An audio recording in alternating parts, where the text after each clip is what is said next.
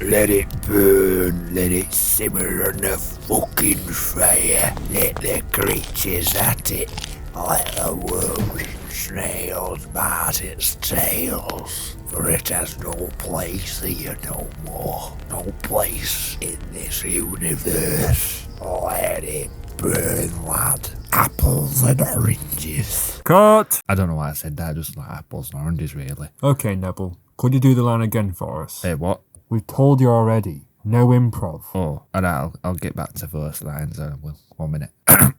Doctor Who has to fucking burn, lad.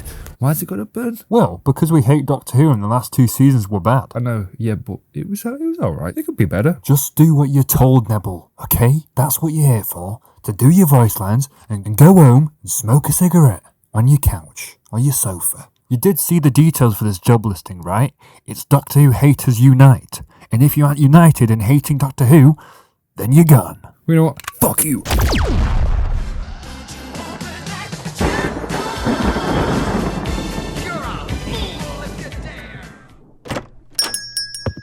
Hello there, welcome to Nebel's Palace. On this fine sunny day, I want to talk about Doctor Who, the hate for it, the love for it, and the monsters that aren't even there, or the monsters behind the screen. Basically, Doctor Who, the new one, it's not as bad as people say it is. Everyone says, oh, cancel it, oh, it's destroyed, oh, it's dying. I did make a video saying Doctor Who is dying, reset everything and let it burn. That's just a clickbaity title. I don't think it should burn, I don't think it should die, I don't think it is dying. But it could be, if Russell doesn't buck his ideas up. We heard rumours that there's a new service or a new people that wants to pick up the show instead or in place of Disney, and they're saying they want it darker, you know, more like Stranger Things, more like an adult darker kind of show where it's like it's still for children kind of, but also for adults at the same time, which I think is a good area for Doctor Who, because I feel like that's what it was like back in the day, you know, Chris, David. It felt more gritty, darker, but on the edge of being not too dark. More adult themes, scarier villains, actual horror elements to it. But now the only horror elements is in that horror episode, which was episode 3, and nothing else of it is like that. I mean, I guess we've got Sutek, but then at the same time, he is just a big dog who got put on a leash and that's how he died.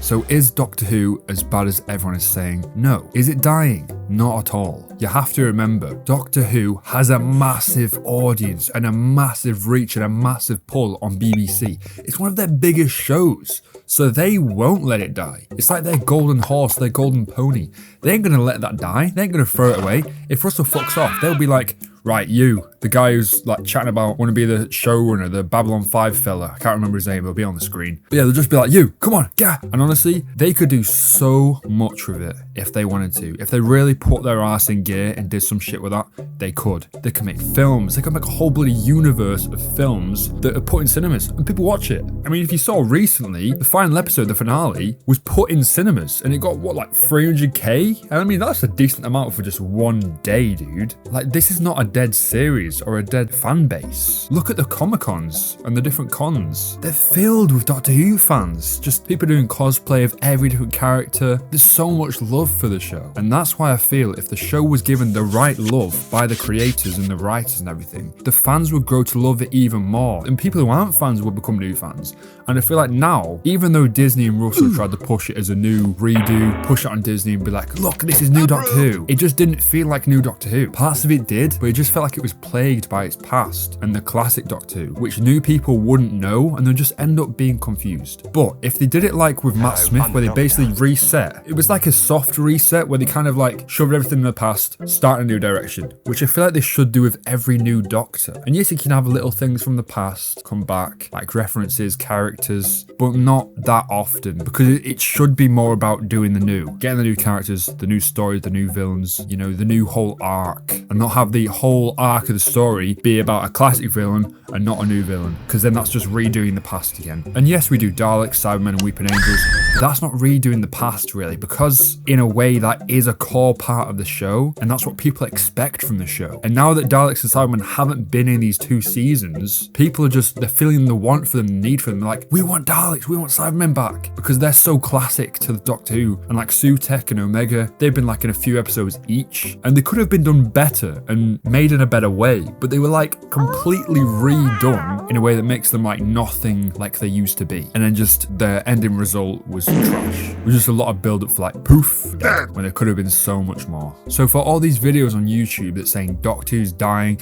this is the end of Doctor Who, even though I did that in my title and thumbnail, it's actually not. It is actually fully not. They are just people that have seen there's wokeness in it, and they'll hate on everything that has a fan base or has an actual soul to it because they're soulless themselves, so they can't deal with it. Or they're just doing it for a clickbait title, which I guess that can be okay if it's not really hurting or harming the show in a way. You know, it's just like asking a question like, is Doctor Who's dying? That's kind of what I did in my title, because I'm not really saying it is. I'm saying this statement like, oh, Doctor Who's over because of this bullshit. No, I'm just asking the question, because at this moment we don't really know. Demand to know who you are. I don't know. But I believe it's going to come back in a massive way. I mean, look at it. They're making an animated CBeebies show. Does that show that it's failing? No. That shows it has so much promise and that there's so many different places it still has to go before it ends, which I feel like will be like in another 100 years. I don't think the fans will ever let it die. And if the main show does, I think fans will just create their own shows, their own films, which they've already been doing for a long, long time. Like, look at Confused Adipose.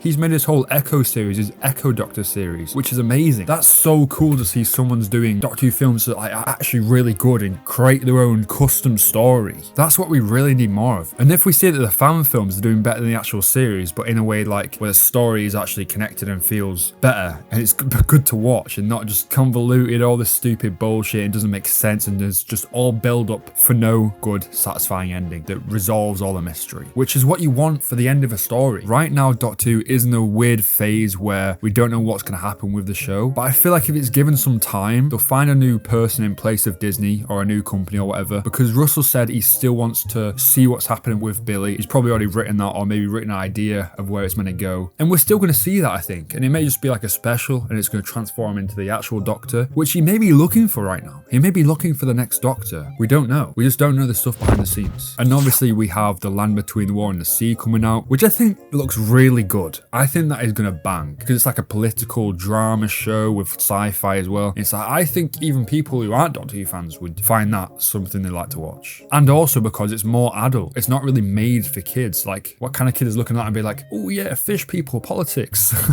And we'll see if this does do well, The Land Between the War and the Sea. I think it will show them that going more adult is the way to go. And if it doesn't do well, then it may be down to the story, but I feel like it's just the whole grit and the whole darkness to it, but also the light side, where there is humor, there is happiness, but you need that mix, that combination to make it feel real. Even though it's not real, you got to make it feel real so you can connect to the characters emotionally, connect to the story emotionally. And if you don't really have that, or have a tiny bit of it, but like not all the way through and not do it well, and not even write it well, where it feels like he's crying every 10 seconds, it's like, how can you connect emotionally to that? They're literally saying to you, putting a gun against your head and saying, cry, damn it, be emotional. You can't force people to feel emotions. You have to do the right things, push the right buttons to make them feel emotions from watching it. You can't be like, look, he's crying, so you have to cry too. You have to be emotional. This is the part where you're emotional. Crying isn't the only way to show emotion. We can see that from David Tennant himself. I mean, look at it when he uses his teeth, his anger,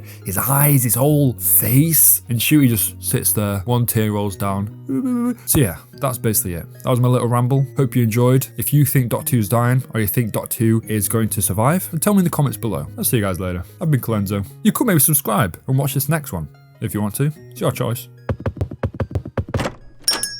Help me! My name's Ricky Stone. He's holding me hostage here. I'm only joking. I rent this place out to me. He's a fucking nuisance, I'll tell you that right now. Right, count me shop, for God's sake.